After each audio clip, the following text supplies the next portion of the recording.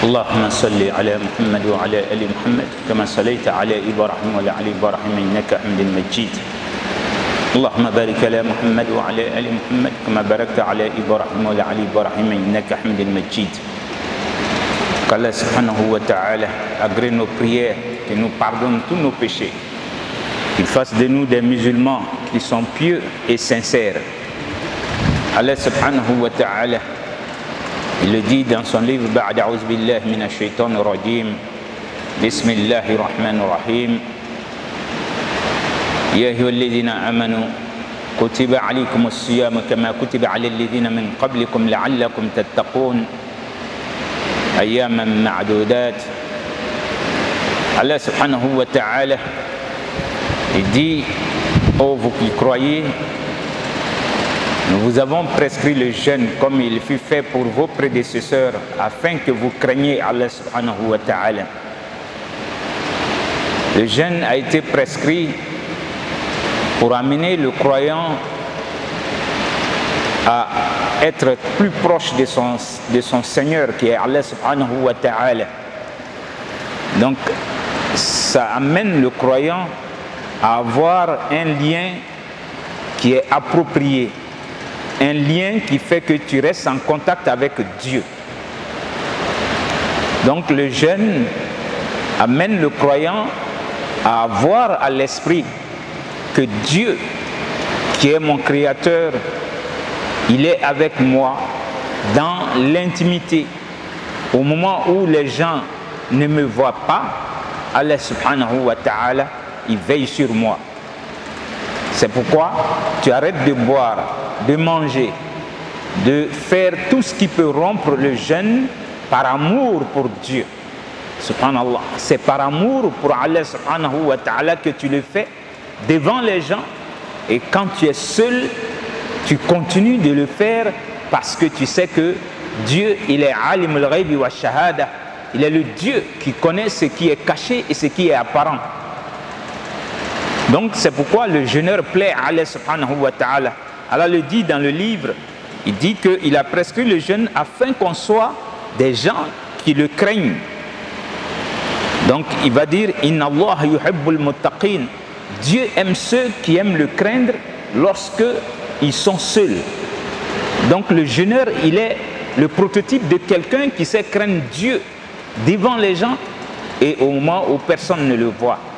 Donc le jeûne nous amène à cela. Et Allah subhanahu wa ta'ala, il fait que lorsque tu acceptes de jeûner, ça te prépare à être quelqu'un d'endurant, de patient.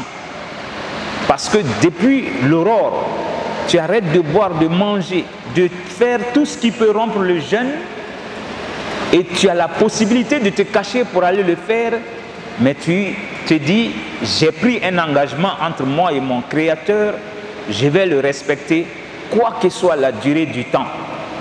C'est pourquoi vous allez trouver Allah subhanahu wa ta'ala, souvent il fait que le Ramadan coïncide à l'été, et donc la journée devient plus longue que la nuit.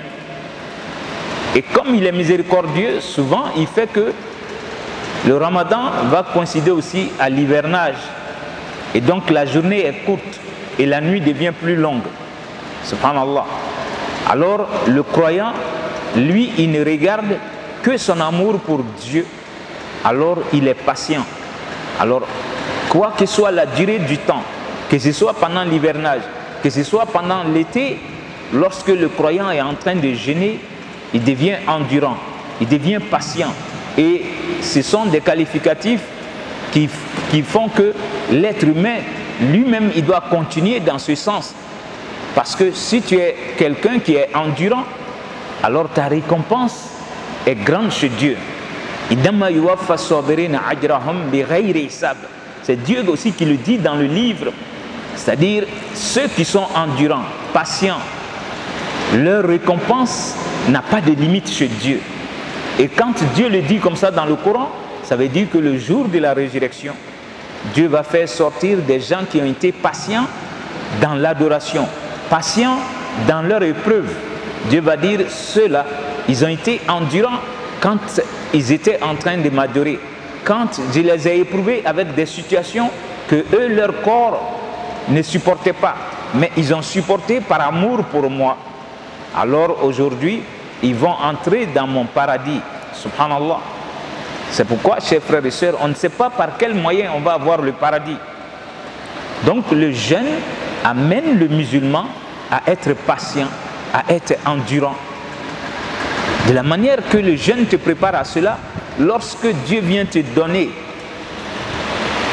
une épreuve, quand il va t'éprouver avec quelque chose qui te plaît, alors tu ne perds pas la tête, tu ne te vantes pas, tu ne te tapes pas la poitrine, tu remercies Allah subhanahu wa ta'ala, parce que l'épreuve de Dieu, c'est deux sortes. L'épreuve peut être quelque chose qui te plaît, comme l'épreuve peut être quelque chose qui ne te plaît pas. Alors, ça passe inaperçu quand ça plaît, alors que Dieu va te demander des comptes.